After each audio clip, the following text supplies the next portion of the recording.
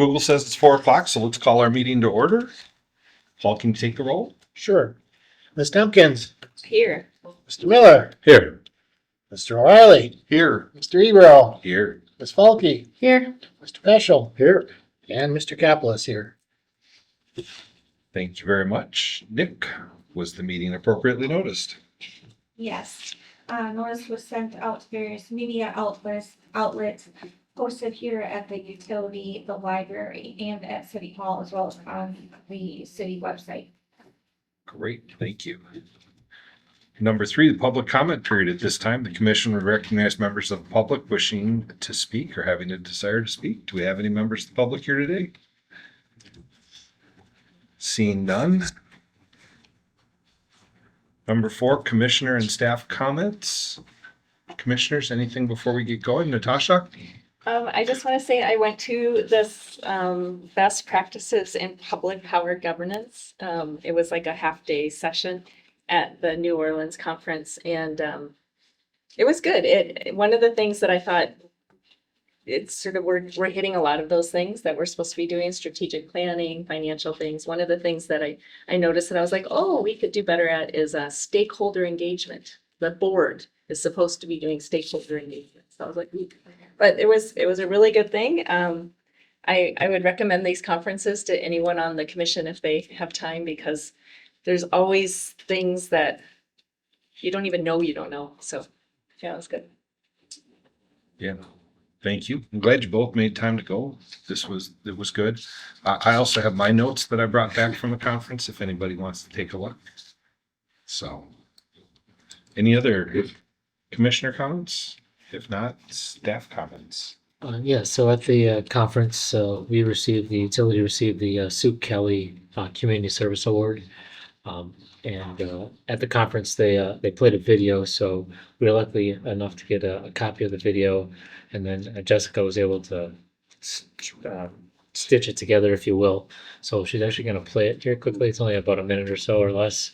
I'm just kind of showing what was shown on the video. A longtime public power advocate, he president and CEO from 2014 to 2020. Was established in 1990 to recognize good neighbor activities that demonstrate the commitment of the utility and its employees to the local community. 5 utilities will receive this award this year. In 2024, Marshfield Utilities in Wisconsin celebrated 120 years of serving the community with its community care project, with a goal of giving back to local communities in 120 different ways. The utility brings its community service efforts into 4 focus areas: career education, local charities and nonprofits, community events, and economic development. Over the past year, MU has participated in and supported 10 events and activities for career education, including story times at the public library, providing circuit kits for 4th grade classes, and interview preparation for high school students. MU established a perpetual fund for an annual scholarship for a high school senior pursuing electric or water-related degrees, and an additional scholarship to any graduating Marshfield Utilities youth apprentice for pursuing a post-high school education. The utilities employees actively participate in donations and fundraisers to aid the community, such as donating more than 300 backpacks for Supplies for Success, professional attire for Soup or Socks Clothing Pantry, and financial donations to the local Junior Achievement Program. It was a nice short video that really highlighted all the things that the team did this year. So I actually have the plaque. And I actually want Melissa and Jessica to come forward, since they are actually the ones that came up with the community care projects. They are the ones that did all the heavy lifting and trying to organize it, get employees to participate, and obviously engaging the library and the police station or police department, and everyone else. So this is the public. I want to take a picture, so. Well done. Is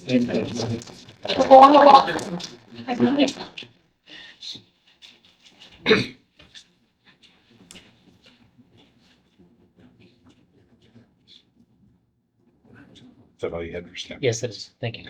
No problem. Number 5, governance review.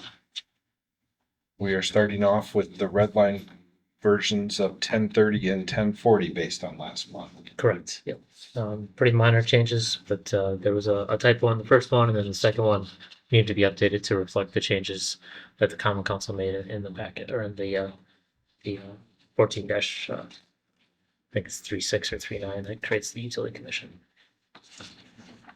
So based on 10:30, there's just the one change. 10:40, just a couple. Are those good? What's the compensation supposed to be? 4,600?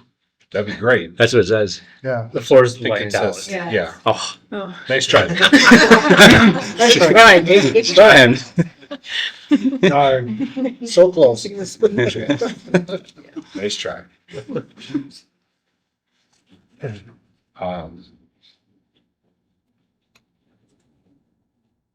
Motion to approve those. I'll make that motion.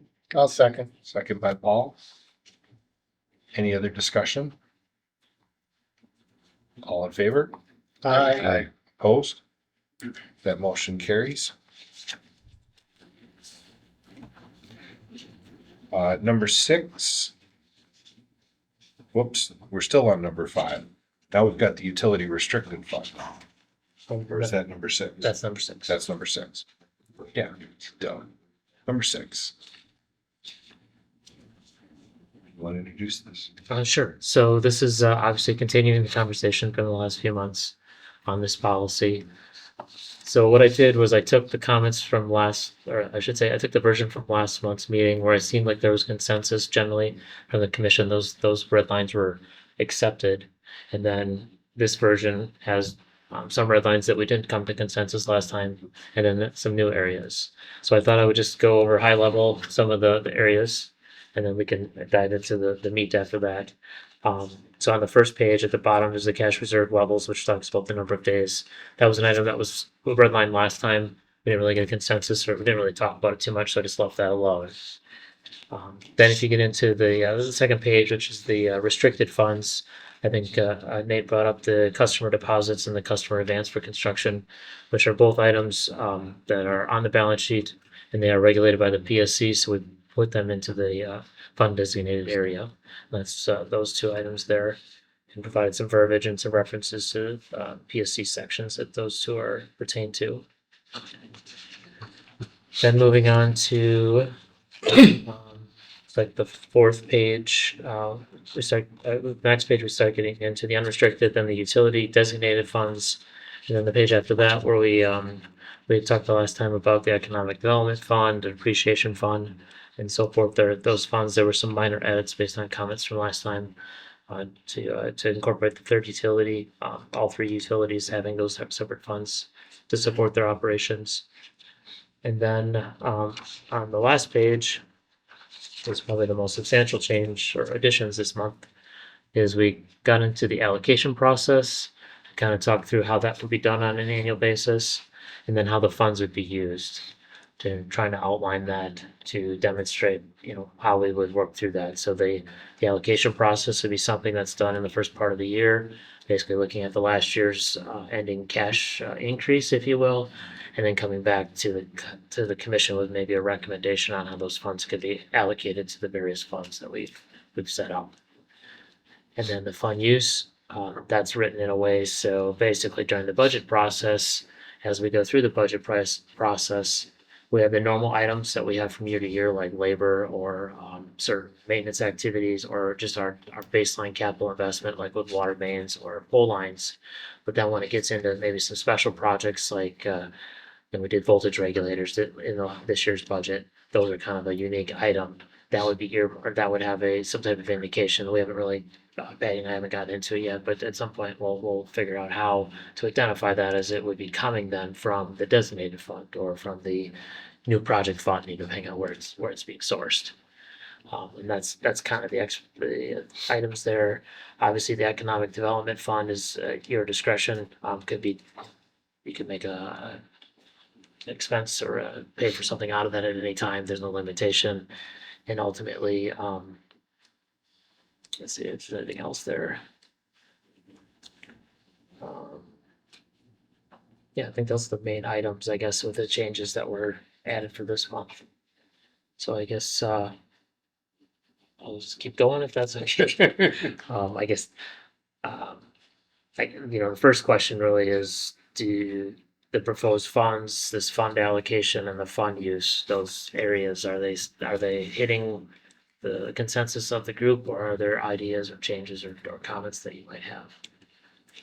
I do want to note that I think this policy overall is going to be a work in progress for many months, if not years, just as things navigate, how we see how things flow and how they work. We're gonna end up passing something and then we're gonna use it for a while and it's gonna have to be tweaked. Exactly. You're right. Exactly. My personal opinion, I think we've been through the proposed funds a couple of times. I think I'm comfortable with what's on that list so far. The fund allocation and fund use, I was comfortable with what you guys had there too. I was glad to see that you had a structured, we're gonna do it in the budget for use, but then left the flexibility that something could come up, because some of these funds are for emergencies, so Mhm. you can't budget for that. Nick? I agree with what you just said, and I thought it all looked good. One thing I did have a question on is under the cash reserve levels. It's the first item specifically mentions forward bank. And should that be something more generic in case we decide for whatever reason to change our financial institution? We don't have to, change the whole policy. It's a good of suggestion. the bank, local bank of record or whatever it might be to make it more generic. That's good. Other thoughts on the proposed funds, the fund allocation or the fund use? Natasha? Just a couple of things. This might seem like maybe a little picky, but when I first heard this term, I was confused, and so I thought this might be better for the public. Instead of saying a cafeteria fund, because I seriously thought it was for food, it might just be better to say something like an employee benefit fund, or something where it actually says what it's doing, or I don't know, employee choice or something. So that's just a little thing just for the public, because otherwise they might think like, wow, this is like Google. They feed. Flexible spending is what it's. Yeah. Is another term, it's the same thing, cafeteria or flexible spending. so. Okay. Or something that just people know Oh, that what it's, is it, section 125, I think is, so. yeah. And then for, did we ever as a commission answer the question of what happens if we have less than two, if, because Moody's sort of has that line at 250 days cash on hand. And have we ever asked the question of, is it beneficial to have more? Like, do we get any extra bonus points as far as our ratings? Or do we lose any bonus points if we go under that? Did we ever answer that question? Yeah, so I did reach out to Ellers. I don't have the email up in front of me right now, but essentially, yeah, it's if you lose days, that could be problematic. And not only problematic at the commission level for borrowing that this body desires, if you will, but also problematic for any borrowing the city makes, because now we're part of the full city picture when the city gets rated as well. So it's kind of a double-edged, unfortunately. So that would be if we dip below 250. Yeah. So then it would be advisable to be above it, just so that we don't ever dip below it. Do we need to be all the way up to 300? Well, I think we always have to think about financials. You're looking at them at a snapshot of time. And there's a lot of volatility as you go through days and months. So I think that you have to give yourself that buffer, if you will. Okay. Sure.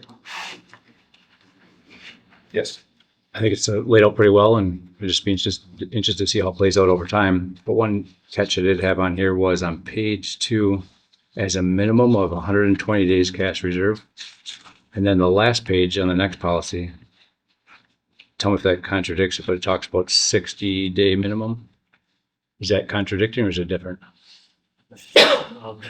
So under maximum investment, it talks about it maintain at least 60 days of cash holding.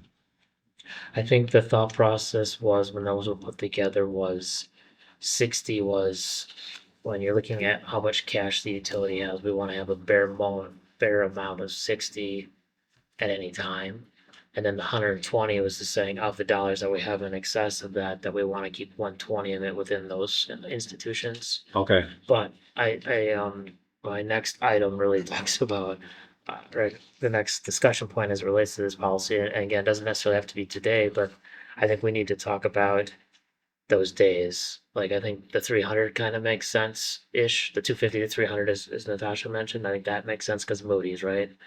But then the 120, most businesses I think try to have 69 or 120 days of cash on hand. That makes sense. But now you have everything from 120 to 300, and where does that get invested? How does it get invested? How much of it's liquid? How much of it's in CDs that are 3 to 5 years? That's the part that we're gonna have to. Again, it can be talked about tonight, or if you wanted to punt that till next month, that's fine too. So before we move on to that piece, are we good on the proposed funds, fund allocation, use of funds? Is everybody good on that piece? Yeah. Could we, at some point, I feel like we've never really addressed the Economic Development Fund because we have no source of funding for it. And we've never really sat down as a commission and said like, hey, this is, I mean, it's here a little bit of what we would give to. So could that be like another time? Because we have this fund, but we don't- Yes, I Yeah. agree. Okay. So if we're good on proposed funds, fund allocation and fund use, let's move on to the next one that Nick's got on the list. How do we determine the amount of funds required in each fund? They're asking for direction. Yeah, and I think ultimately, if I remember correctly, the last bullet is probably the one that makes the most sense at this time, given that this is all kind of new. And trying to determine a number for each one of the funds could be challenging. For instance, if you want to look at a new project fund, what are you going to base that on? Do we go back to old projects and use that as a baseline? Or do you have some other metric that we can point to? Also with the depreciation fund, could we look at, all right, the most costly asset is X, so we'll use that as the benchmark and maybe put it to times 2 multiplier, just so we have a reference. But that asset might only get replaced every 40 years. What about all the other assets that are happening in those 40 years? So it's really, I think Patty and I and the leadership team sat down and talked about it some, and I think we just kind of went in circles because it was hard to really point to a certain, to say that's the number that it should be. But obviously we'll travel as the commission would like to. Okay. Thoughts on that portion?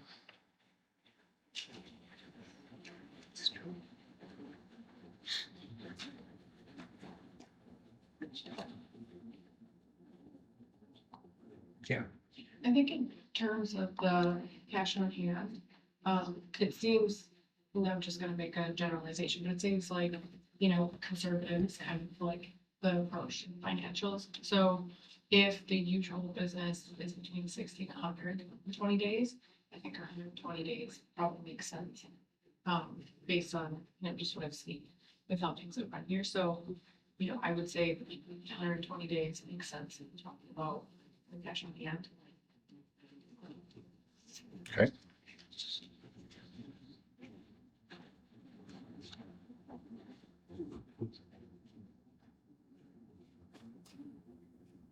I know you had it at number 2, but the amount of the funds, I think, is probably the thing that can be kicked down the road for a little ways. Some of those funds, like the maintenance and the depreciation, you're gonna have to build a schedule or some approach to that. Right. Some of it's pretty formulaic, like pilot, where it doesn't take much to figure out what that needs to be. I think that might take a couple budget cycles. Yeah. To figure out. Makes sense to me. Which brings us back to how many days of cash on hand. I've heard 2 for 120. I would agree. I would also. Consensus is 120 forming makes sense. around 120. And just keep in mind, there's really two numbers, right? There's the 120 and the 250 or 300. right, yeah. So there's the over- 120 and 300. 120, what we're talking about is liquid cash. Yeah.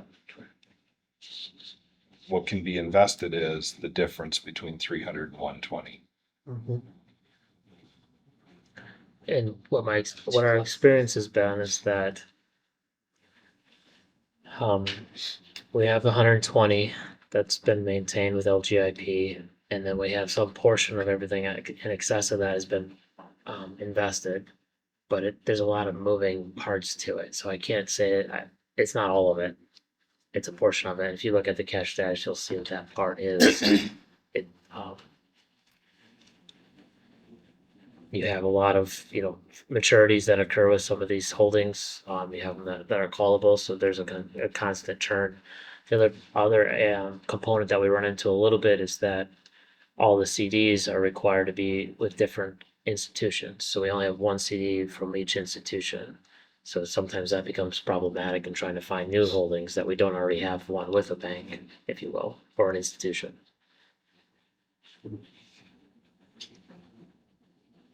What's the rate of return difference between LGIP and doing these CDs? Is it worth the extra effort? Depends on what the interest rates in LGIP are. I would say right now it'd probably have been more favorable to be all in LGIP, but obviously we went through COVID and that was a considerable, prior to COVID, the interest rates are pretty low, then obviously everything ramped up, but now they've settled slightly, but not completely back. I would say from 2012 until 2020, the rates at LGIP were near zero. CDs, we could get a better, but that rate held for many years. Then we went through that transition where it would have been better to have it all liquid, but you don't know that. Have we ever considered looking at money market funds at all as a different option? There are with the Royal Bank of Canada, when a CD matures or when the interest earnings, they actually go into a money market account. Okay. And then I think Forward is one of those, is a money market as well. The other avenue that Patty and I have talked about is, I guess, we're kind of managing those funds with RBC and with Forward a little bit. We could have them play a more active component of that process as well. There may be a cost associated with that, but in the hopes that there's better returns. I mean, given our limited portfolio, that's where it's kind of tough because the charges might exceed whatever that additional revenue might be.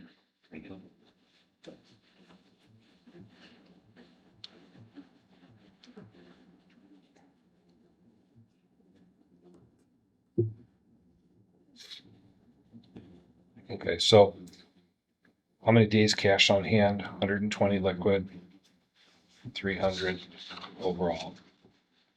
Investment strategy for the funds is the next discussion point.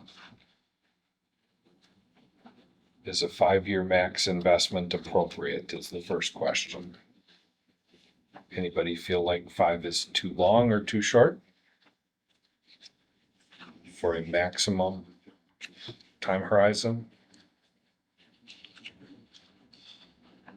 So after 5 years, it becomes cash on hand and then it gets reinvested? Does it sort of become liquid cash? If you were buying a CD, no more than a 5-year CD, but Right. then it comes back into the cash reserve. Right, that's what I was asking. Yeah. Or it gets reinvested into And then you another 1, reinvest it. 2, 3 year, 5 year. Yep.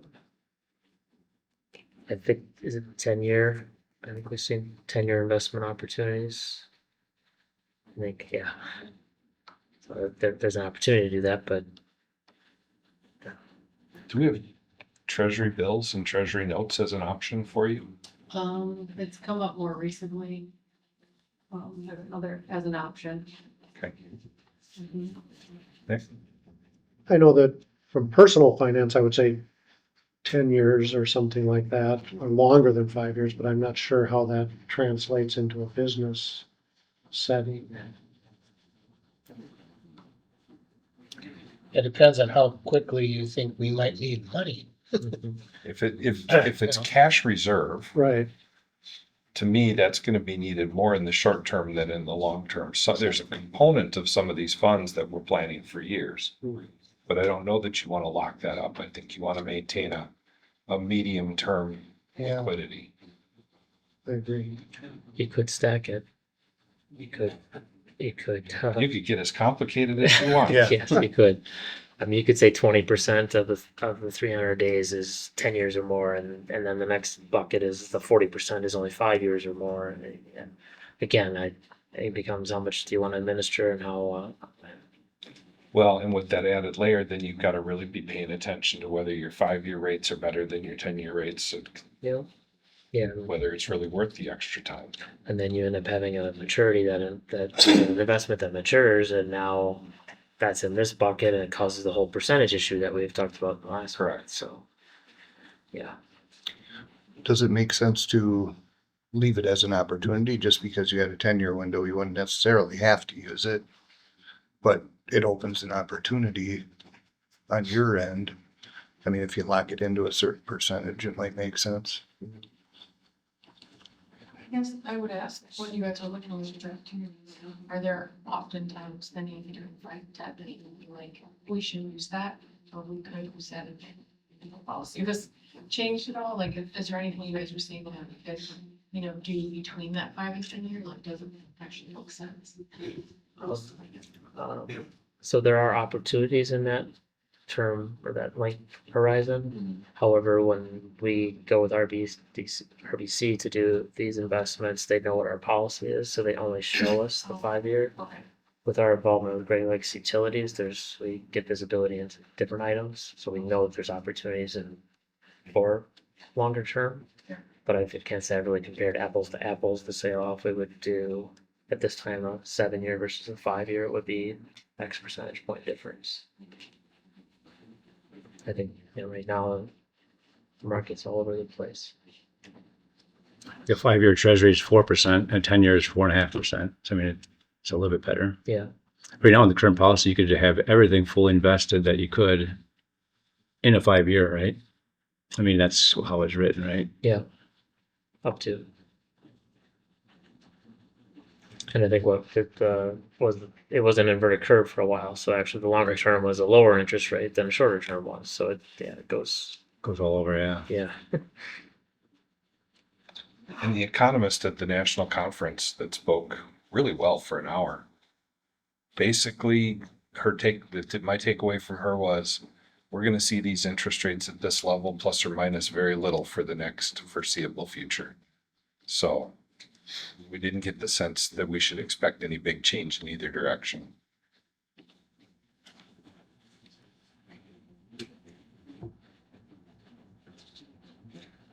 I think going back to how much should be in each fund, we don't know yet. We need a couple of years. I think we should make a note. I think 5 years is adequate right now, but I think we should make a note for the next time we look at this. We'll look at that time horizon again. Because it's the money in the funds we don't know how much money needs to be in that would be invested for this longer period of time. So it's premature to pick a longer time, in my opinion.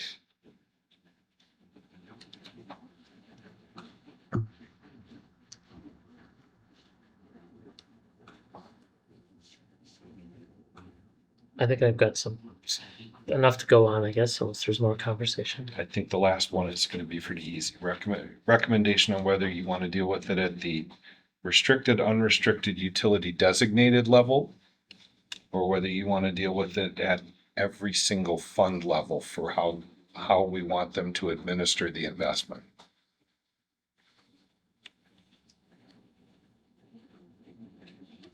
We want to keep it high level. I'm all for it. I can't imagine we would task them with the complexity of every single fund. Great. So we're good. All right. Anything else on this policy for tonight? And adding in Natasha's comment about where the funding is going to come from for economic development for a future. Yes, it's in the annual fund allocation, Mm-hmm. but maybe additional conversation on it.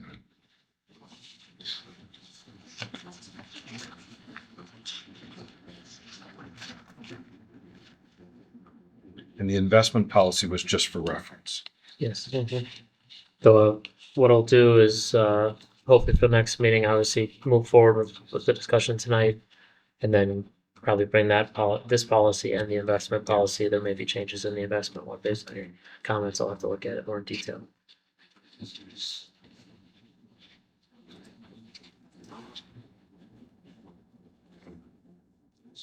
Number 7, MU strategic plan quarterly update. We'll let Nick catch up.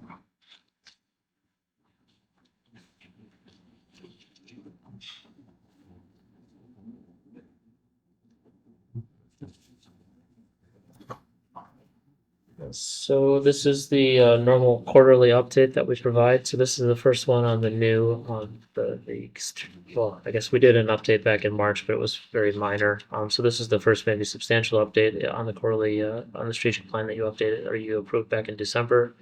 As you can see, a majority of them have their scoping documents developed, which really helped, set initiatives, or I should say, action steps, provide goal measures, things of that sort. And then you'll notice some of them have some percentages more than 0%, so they've had some progress on. So we're making steps, and we're starting to spin up and start moving those forward. Obviously, the Utility Commission has, I think there's 5 of them on there that you're identified with. Obviously, the one we just talked about was one of them, so we're making some progress there. And obviously, the other topics like wholesale power and glue and others, we've kind of heard always talking about. So Under customer relationships, number 3, foster effective communications opportunities. You've got something about stakeholder outreach. Mhm. To Natasha's comment earlier and the advocacy they were talking about. Do we have the commission involved or contemplated in any of that communication?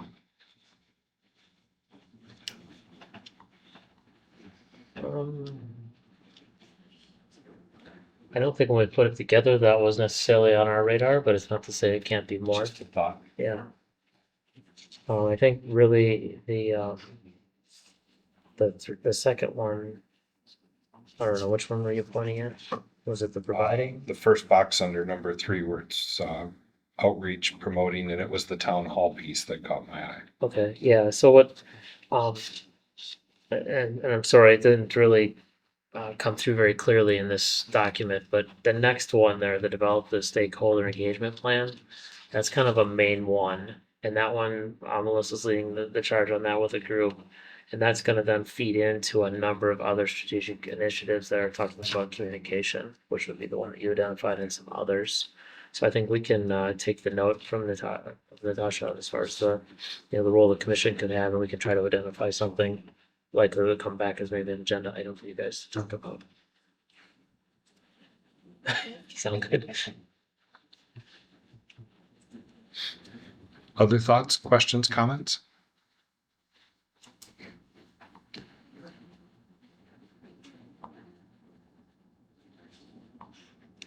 If not, we'll move on to number 8, the GLU quarterly update. Yeah, so another quarterly update for Glue, and I apologize for the alphabet soup. But as you can see, there's obviously a lot of things going on, a lot of areas and items that we're working on to support that group. So let's welcome any questions you might have or any decoder ring information I need to provide to explain what they all are. Nick, just generally, time-wise, is this kind of taking the amount of time you or others have anticipated, or are we kind of going more than that, less than that? How are your feelings now that we're in it for about a year? I think for most of the team, I would say that it's what we expected. I would say that there's some that probably ebb and flows just based on time of year or activities going on. But not I'd say everything is manageable at this point. No concerns or gaps that we're aware of or we feel that are occurring from a staffing perspective. Good question.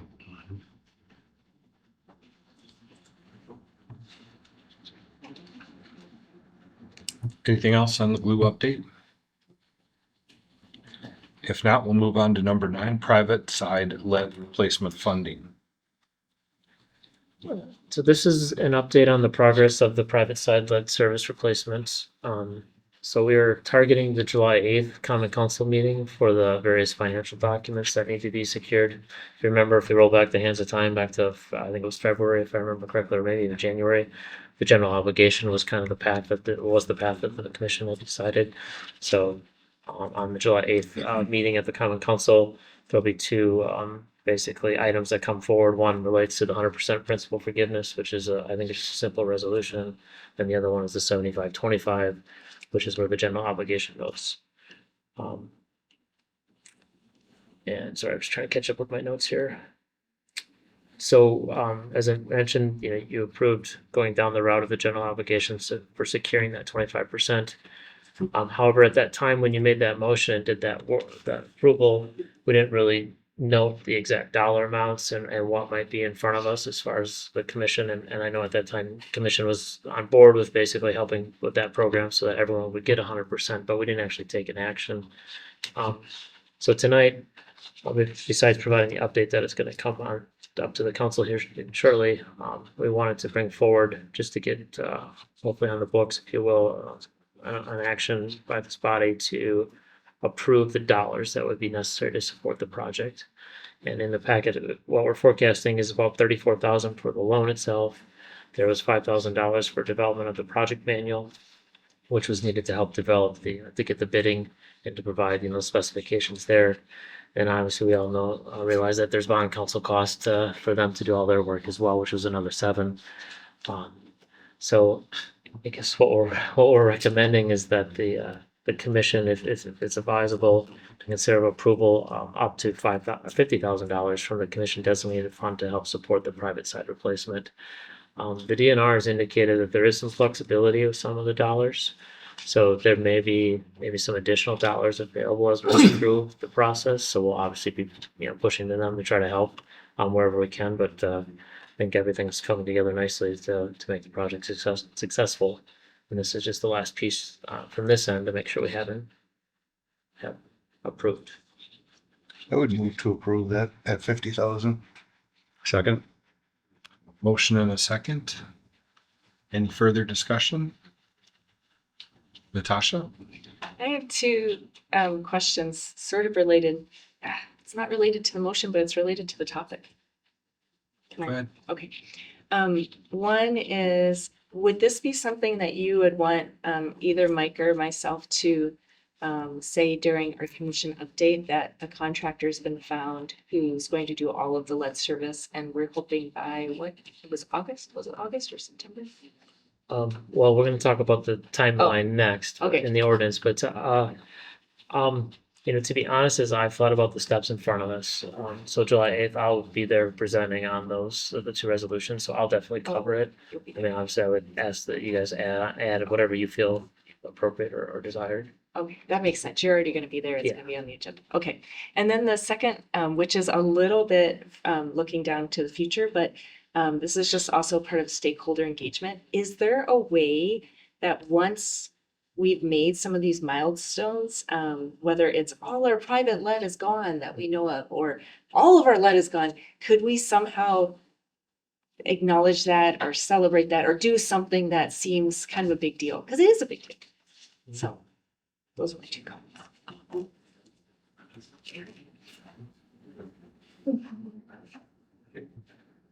Okay, we have a motion and a second. Any other discussion? All in favor? I Opposed?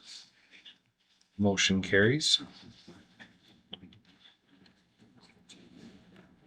Next, closely related review of draft lead and galvanized water service replacement.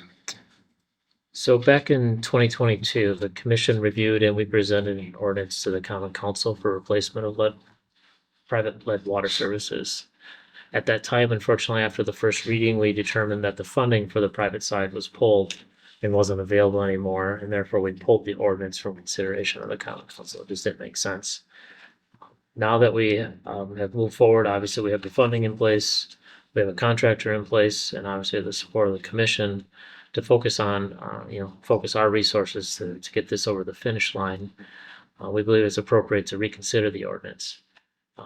So the draft ordinance that was put in the packet provides the commission the ability to establish a replacement schedule.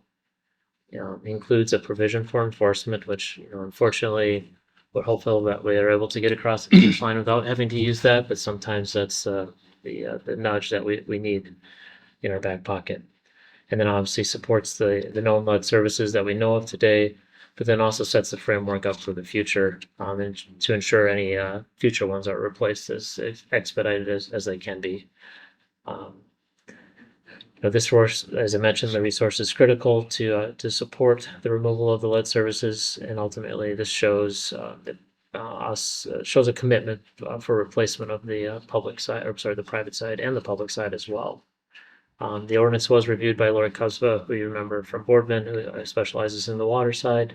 And then also the city attorney, Hap Wolfgren, reviewed it as well. So the thought process behind having the commission set up a schedule is because you're most connected with us as a team and knowing the challenges that we're facing. While we feel like we're on the right path and have a good roadmap, we all know that there are risks and there are situations that may come up that will require us to pivot. Namely weather, contractor availability, material availability, funding, a number of sources. So that was the thought process there. Obviously, this would be, this has to go to the common council. The common council will have to approve it, and obviously we'll work through that process. Brought it forth tonight for your consideration or review, discussion, feedback, and then hoping to take this for a first reading on July 8th and then a second reading 2 weeks later at the common council, assuming it's supported. You may also consider, in showing support, approving a draft schedule. And I kind of outlined that in the memo, thinking that, so the private side, we would have complete by the end of next year. Thought process, the contractor has told us it's 6 week, and I'm hopeful that it'll even be done this year. But the funding, I believe we can use through the end of next year. So it just locksteps with that. The 2027 for the public side is something we've talked about, our 3-year schedule. We're 6 months or 5 months into that, and that's why it's the end of 27. And then the goosenecks are the last piece, or that's that short piece that goes from the water main to the service. It's generally in the middle of the road, and there's a little over 700 of those as well. And trying to get those completed by 2030. Obviously, we can work on that schedule. I think right now our focus is really on the private side and the public side, the full services, which have the greatest exposure risk to our community.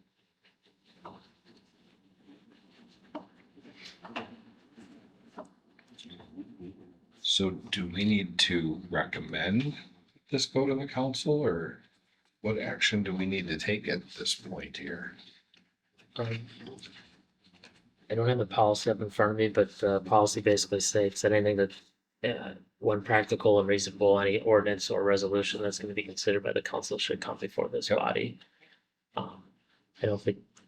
I would move that we approve this ordinance and send it to the common council for approval. Second that. Okay. Motion and a second to approve and forward to the council for approval. Can I ask, would you consider the dates? I think we should. And I don't know if that should be a separate motion or if it can be under the same one. Is that a separate motion? What was that? Do you want to amend your motion, or you think it's a separate one? I think it's a separate one. I think an ordinance is separate from the I deed. think so too. Yeah. I'm great with that. Okay, so we have a motion and a second to approve the ordinance as presented and forward to the council for approval. Any further discussion on that? All in favor? Aye. Opposed? That motion carries. Somebody want to make another motion related to the schedule that's been presented? I move that we approve the schedule as it's been presented here. And then contingent on the council adopting the ordinance. Right, contingent upon that. Okay, so we have a motion to adopt the schedule as presented for lead service replacements. Contingent Contingent upon on approval the of the council council. approving the ordinance that we just approved. Second. Second by Mike. Any further discussion? Go ahead.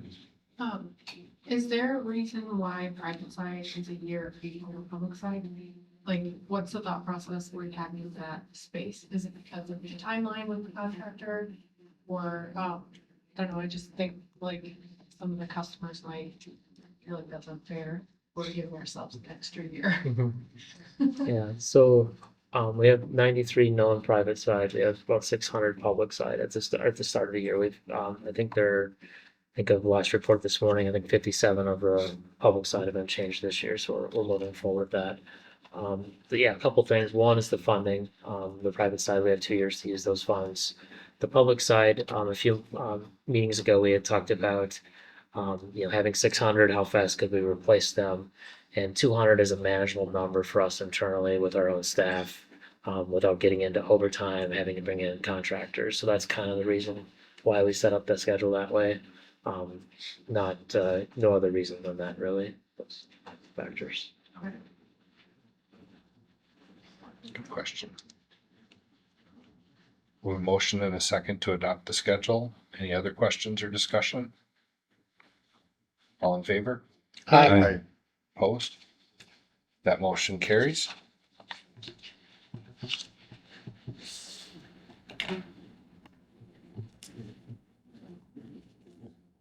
Number 11, the glue rate stabilization committee. So, rate stabilization fund is a tool that utilities can use through a joint action agency to smooth out fluctuations in wholesale power cost. This helps customers plan for more consistency or certainty in their monthly power bills. With a rate stabilization fund, we have a power cost adjustment band that's set up. And what happens each month is the power cost adjustment is calculated. And if it's at a lower end of the band and it needs more funds, we can go into that savings account really and pull funds out of it to help subsidize it or help get it back within the band instead of having our customers pay for it. And then in those months where it's above the band and we want to bring it back, we can then take those funds and put it back into the savings account. So it's a smoothing effect is what the rate stabilization does. It also provides, as we've talked about, as we look to the future, there's potential situations and, depending on how we go or where we go, that there could be large expenses that we'd have to pay for in a short period of time. And if we have funds set aside or available, we can use those versus putting it to our customers and having them have a rate shock maybe from a day, 1 month or multiple months, depending on how things are implemented. This year, due to the higher than average capacity sale revenue and obviously the ability to start planning for the future, I think it's an ideal time for us to consider setting up a rate stabilization fund with Great Lakes Utilities. It should be noted that any of the funds that we're talking about, they go into an account that's Marshfield Utilities. It does earn interest. That interest stays within that account. All of these funds have to go back to our customers. So if we go ahead and move forward with this today, in multiple years from now, we decide that it's not as beneficial as we thought, or we don't find value in it, and we decide to cancel, those funds then have to flow back to our customers. We can't take it out by a truck or something like that. So it's very specific in how it can flow. So that's kind of the framework there, and I guess, we believe it's the proper time to consider moving forward with this, but I guess kick it to you guys to see what you like to do. You guys want to make a motion or you want to discuss first? I have a question. The savings account, if you will, is that held locally or through Glue or? Glue would hold it. Okay.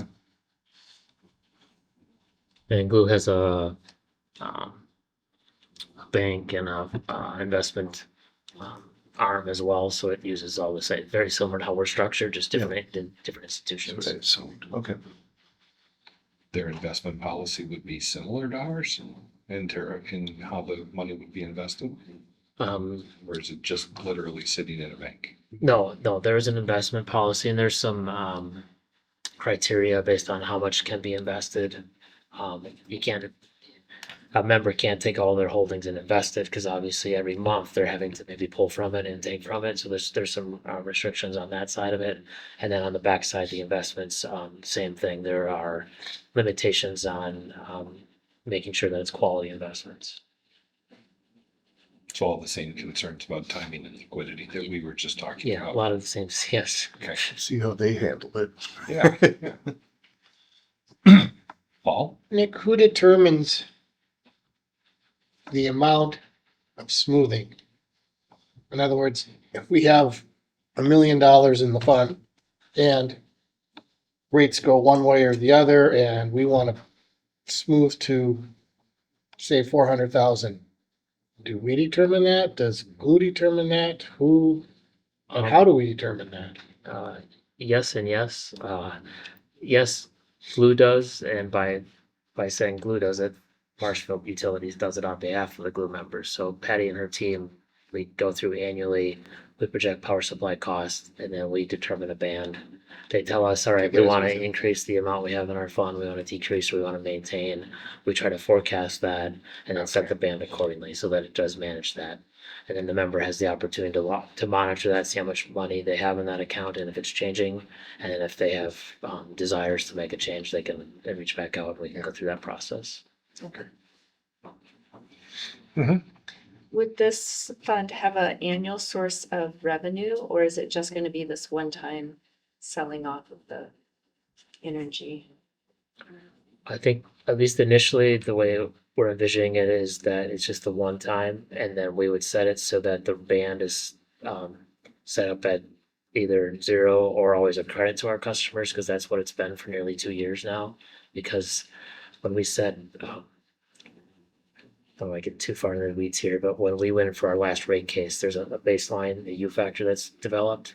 And when we went in, our rates were high. If you remember back in 2022, when natural gas was really high, electric rates were really high.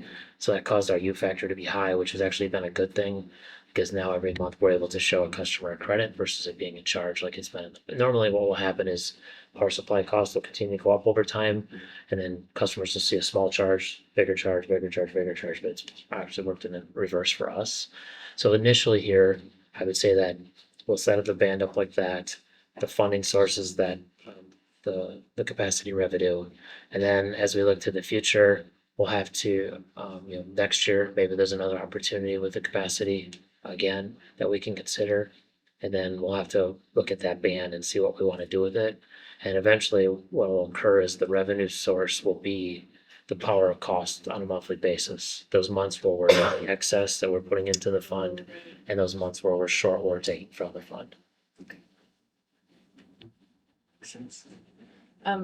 Just one more question. Would there ever be a time when there should be a cap? Like if this fund grows to a certain amount, that automatically triggers that we give a percentage back to customers? It's really up to your discretion, I guess. I would say that there's Glue has 11 members. 10, we're one of them. So the 10 left, 8 of them have rate stabilization fund, and the other 2 are considering it. Of the 10 that have it, there's one with a very small amount, and there's one that has a considerable amount of money. Actually, there's probably 3 of them that have a considerable amount of money. Considerable amount more than what we're even suggesting. And that's just how they've wanted to manage it for their utility. There's no right or wrong answer to this. It's really up to each utility and how they want to manage that. I think for us, from now until the next 3 to 4 years, I think we need to get through that window and see how things all settle, if you will, before we make any, then hopefully we'll be in a more stable environment and we can make maybe longer term decisions on letting it grow or not letting it grow. Yeah, because I think finding that balance of, because it is the customer's money and we're not, the customer could use that money for other things. So I think it would be important not to just grow it into this huge thing, but Right. at some point they get it back. Right, definitely. But in the short term, to be if we were to put it in, to be opportunistic in funding it, because you're building for that potential transition 3 or 4 years from now. And if you don't do that, then you aren't going to have it to work with at the start of that. Right, we'll basically ride the wave of how power supply costs, how structure changes, things of that sort.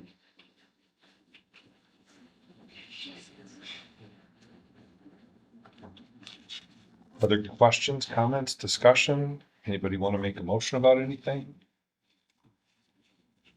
I'll make the motion. Did Nick give a draft suggestion there? There's a draft suggestion there that I would make that my motion, or would you like me to read it? I think you should read it. A motion to authorize MU's general manager to submit a formal request to the Glue Rate Stabilization Committee and Glue Board of Directors for approval to become a participating member of the RS Project Committee.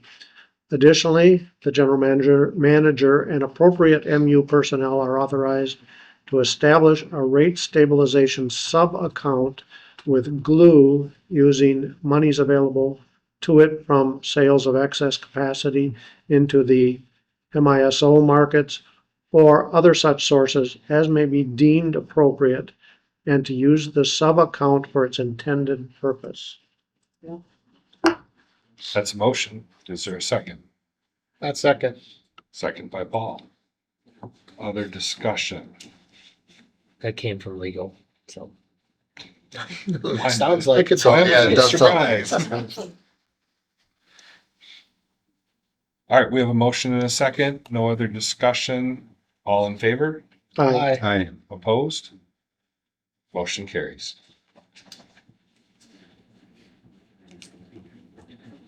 Number 12, job orders. Were there any late additions? There were none for proposed this evening. Okay. Number 13, bills and payroll. Bills have been reviewed and certified good for payment. Is there a motion to approve the bills and payroll? By Gabrielle, I'll second. second by Natasha. Any questions on bills and payroll? If not, all in favor? Aye. Aye. Opposed? Motion carries. Number 14, previous meeting minutes from May 12th. Is there a motion to approve those by Nick? Second by Gabrielle. Any changes proposed?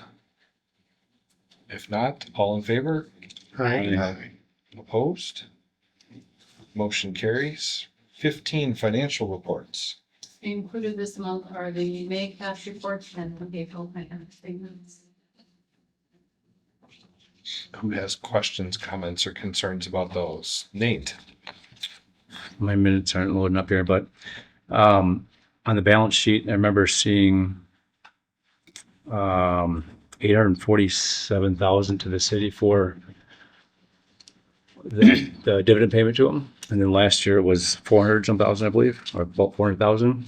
So then in the retained earnings, it subtracted it off from there. And I think it showed at the beginning it was like 400 to 387. And then year to date, it was at 800,000. So then it was a total increase of 400 roughly. But I think since it's a subtraction from retained earnings, like a continual perpetual ledger, that it should be more like 1.2 million. So it shouldn't be, because there's a $400 payment, $400,000 payment to them. There it goes, 400,000 plus 800,000 for a total payment to the city of 1.2, right? Two payments last year, 400. Between the 2 years, yeah. So then, since it's The increase and decrease compares the start of the year, which is basically 460 would be your zero. And then the increase to 847 is the increase from the 460. So that's where the 387 comes from. so 387 would mean that that's what we paid to the city this year. The 847, 255 is what the electric department paid. In April, we paid that. And at the beginning of the year, we had paid, well, it's kind of confusing. The beginning of the year, we paid 460, which was actually what we paid last year.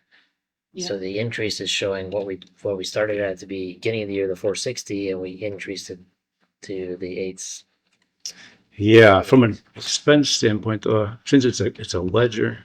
Essentially, the account doesn't close on its own at the end of the year, so each January we close it to retain the earnings. Yep. So that's why at the start of the year, it shows last year's amount paid yet, and then close that to retain it. And then now this year's was 847,255 for electric, and water had its own.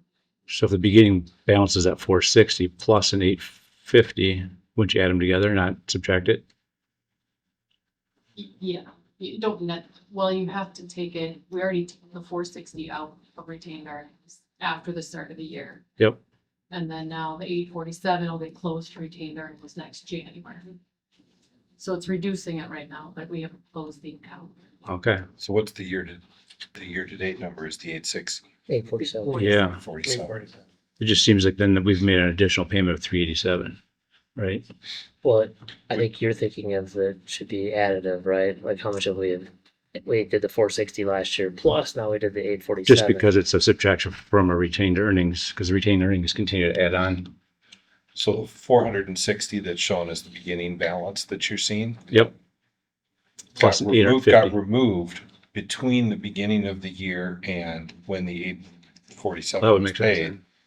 So the change that you're looking for is actually in the retained earnings. That's why it's not additive. Okay, yeah. So subtract it out somewhere. I got you. That would make more sense. Gotcha. Okay. You good there? I think so. It doesn't make a whole lot of We're sense, gonna but go to Natasha and then we'll come back if we need to. yeah, you're fine. Natasha, go ahead. I'm just wondering why on every single utility, they have the other utilities on their assets. So like electric utility has due from to water utility, due from to communications utility, and it's flip-flopped on every single balance sheet. Why are these other utilities on those? Because we show the cash in the electric fund, so on the water and the communications, it's showing how much cash they should have. We just don't hold cash in cash. If you notice, there's no cash account on the water and communications balance sheet. It's just the due to, due from. So there's amounts that are owed to the water utility from the electric utility, because that's their cash. Okay, so then the 1.2 million is water utilities cash that's being held in electric, and then the 1.8 million is communications utility? Okay, Does that go back to the fact that it's one entity, but three departments? So it doesn't make sense to have a checking account for each department, so to say. It also goes back to Moody's actually. So when we go in for ratings with Moody's for if it's an electric borrowing or a water borrowing, they look at our overall cash versus looking at just the utility. And that provides a more favorable rating for all the utilities. But it's ultimately where, this goes back to that investment question before, how level of detail do you wanna, if we held the funds exactly in all three utilities completely individual, then we'd have to do, all right, what's 120 days of operating in water, and how much is 120 days of operating in electric? And then we'd only invest what's above that, so that's why it's pulled together when we talk about the cash status and the funds, but on the balance sheet, you can see what the electric, water, and communication utilities each hold. so are we following the policy for 120 days? Because it seems like 1.8 million is way more than 120 days for communications. Like their expenses are so low. Exactly. I think what Nick was trying to, We don't do Wrap our it heads individually, around. we do it as a utility as a whole. The 100 days, it costs us about $100,000 a day to operate as a utility. We don't get into the minute of each utility, it just gets to a lot more tracking, a lot more details. Okay. But each utility is generating this, like the water utility generated that money, so it's owed to them. Okay.